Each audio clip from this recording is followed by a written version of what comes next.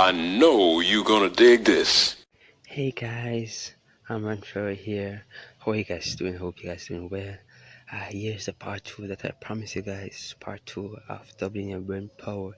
And if you have missed part one, the link will be in the description below. Guys, thank you for watching. Conscious mind into action.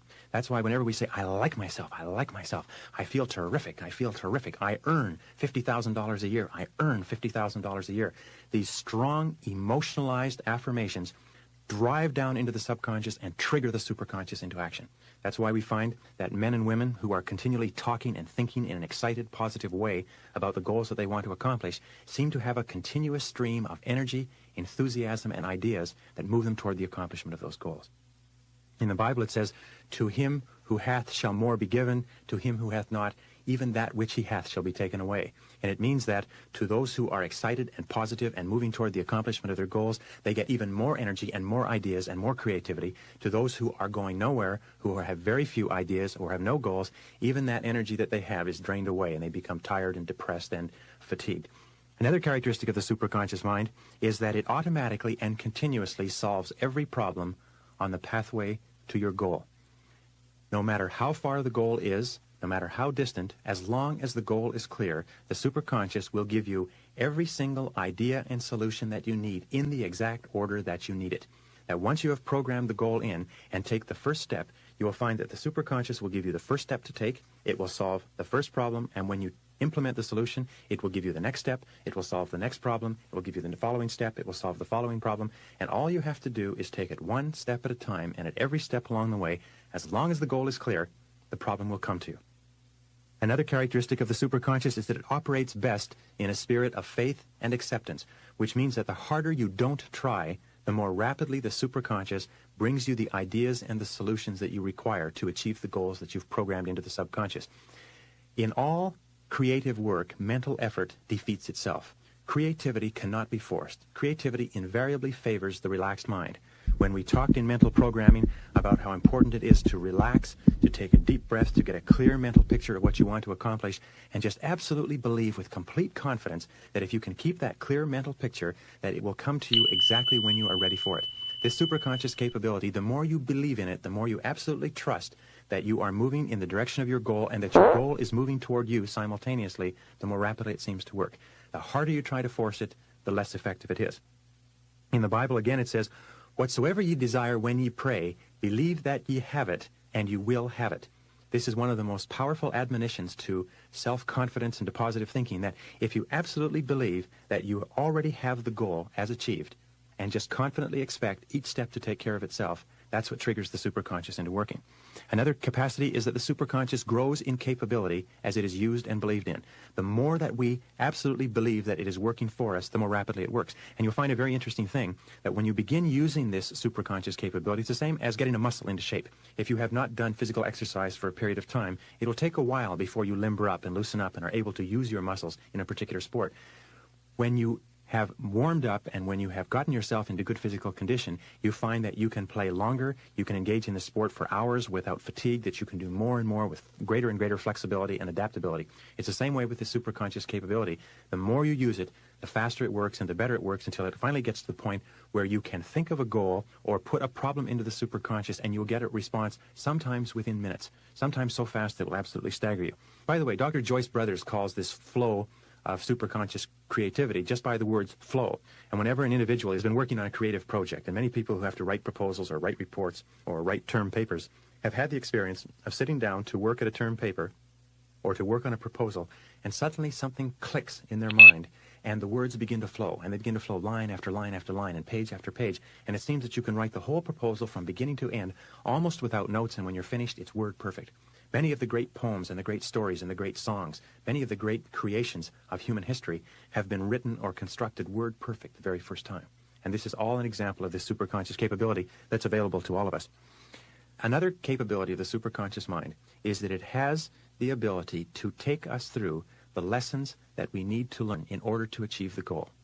We know, for instance, that the subconscious mind will take a goal and will go to work to move us toward that goal, very much the way a torpedo once it is aimed at a particular target and fired, the torpedo will move toward the target, will take sonar blips from the target that feed back to it, and will correct its course, and no matter where the target goes, the torpedo will hit the target.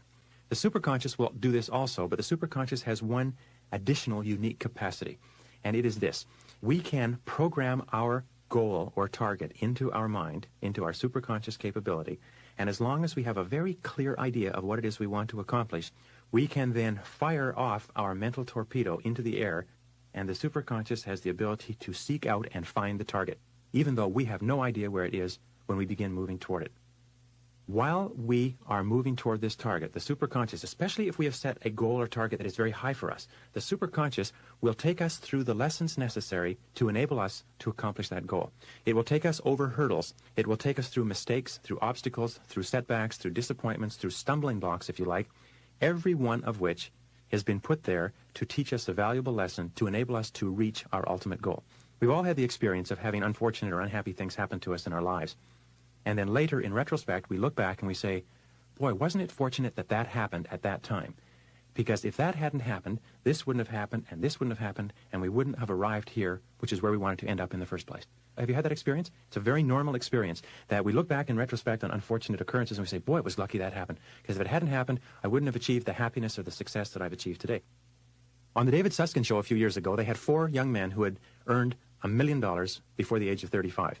And in talking to these young men, they asked them how many different careers or businesses they had been in before they had reached the business that enabled them to become financially independent at a young age. And it turned out that they had each been in an average of 18 businesses before they reached the one that enabled them to be financially successful. Now, the logical question is this.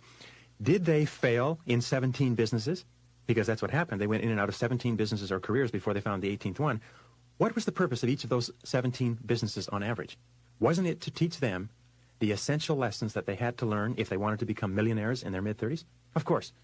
Now, the difference between winners and losers is simply this, is that winners accept and believe absolutely that they are fated and destined to be successful, and that every single thing that happens between where they start and their ultimate success is either a step forward or a valuable lesson that has been sent to them to teach them something that will enable them to be ultimately successful.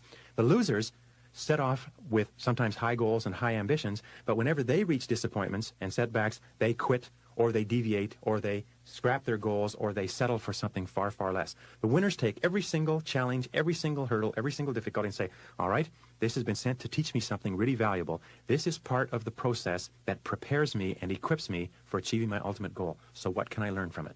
And that's the distinct difference. And if you absolutely believe that you are fated to be successful, then just simply confidently expect that every single thing that happens to you is happening to you for your benefit. It is up to you to find the benefit that's hidden within it. And again, Napoleon Hill, who calls the superconscious mind the infinite intelligence in his writing, simply said that within every setback or obstacle or disadvantage, there is the seed of an equal or opposite or greater advantage or benefit.